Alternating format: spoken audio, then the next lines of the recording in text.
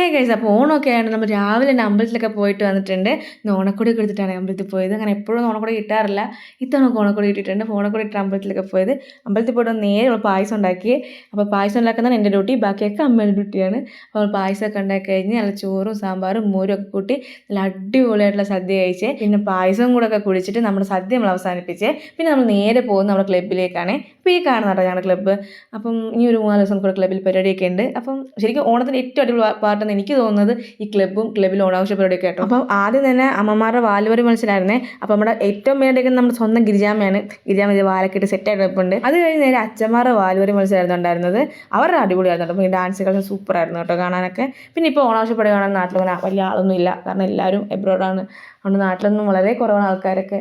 നേരത്തെ ഇതിലൊക്കെ അടിപൊളിയായിരുന്നു ഇവിടുത്തെ പരിപാടികളൊക്കെ. ഇപ്പം കുഴപ്പമില്ല.